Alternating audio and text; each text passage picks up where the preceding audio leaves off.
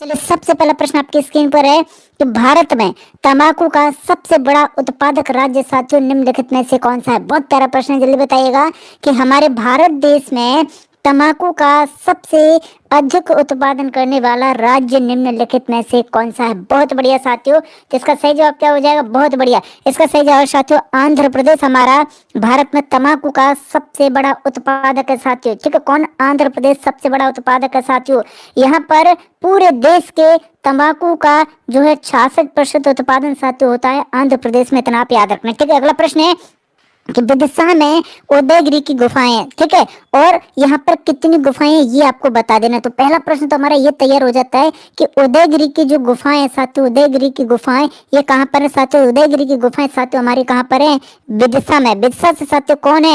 विदिशा से साथियों हमारे कैलाश सत्यार्थी है। कौन है साथियों? हमारे कैलाश सत्यार्थी है। ये भी तो हमें याद रखना है। हाँ जी हाँ, रखेंगे ना। ठीक है, तो आप याद रखना विदिशा में उदयगिरी की जो गुफाएं साथियों वो कितनी है। तो बहुत बढ़िया, ये कितनी गुफाएं साथियों? बिल्कुल सही, 20 गुफाएं हैं।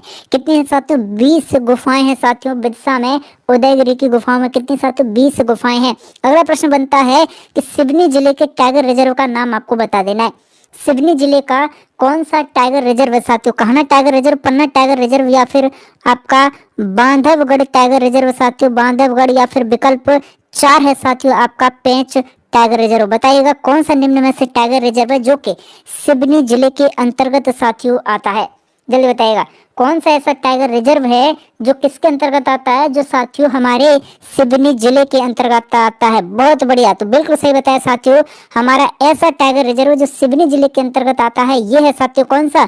बिल्कुल सही, बहुत बढ़िया, ये है साथियों आपका पेंच टाइगर रिजर्व है साथियों। कौन सा है? पेंच टाइगर रिजर्व है, जो कहाँ पर साथियों आपका पेंच टाइगर रिजर्व साथियों सिवनी। और कहाँ पर आता है? सिवनी और छिंदवाड़ा में साथियों कौन सा पेंच टाइगर रिजर्व जो है साथियों आता है। इतना आप याद रखना। ठीक है, चलिए आगे बढ़ते हैं साथियों। तो पूरी बुक हम आपको कवर करा रहे हैं साथियों। देखिएगा, इस पेंच राष्ट्रीय अभ्यारण्य की जो घोषणा है साथियों, अभ्यारण्य के तौर पर इसकी घोषणा 1977 में की गई, लेकिन 1983 में साथियों इसे क्या है? राष्ट्रीय उद्यान बनाया गया था, पेंच राष्ट्रीय उद्यान को। प्रश्न है कि विजय राघवगढ़ का जो किला है साथियों वो निम्नलिखित में से कहाँ पर है। बताइए, विजय राघवगढ़ का किला साथियों निम्नलिखित में से कहाँ पर है। वेरी वेरी मोस्ट अत्यंत महत्वपूर्ण, जल्दी से आंसर कमेंट कीजिएगा, जल्दी से आंसर कमेंट कीजिएगा। और जितने भी लोग नए हैं ना साथियों, नए लोग चैनल को सब्सक्राइब कर लें ताकि आपको पटवारी की हर क्लास का नोटिफिकेशन साथियों मिल जाए, कोई क्लास आपकी छूटने ना पाए। तो आप याद रखना कि जो विजय राघवगढ़ का किला है ना साथियों, जो हमारा विजय राघवगढ़ का किला है ना साथियों कहाँ पर है। बिल्कुल सही साथियों, बिल्कुल सही बता रहे हो। तो आप हमेशा याद रखिएगा कि ये है साथियों हमारा कहाँ पर? कटनी जिले में साथियों। विजय राघवगढ़ का किला कहाँ पर है?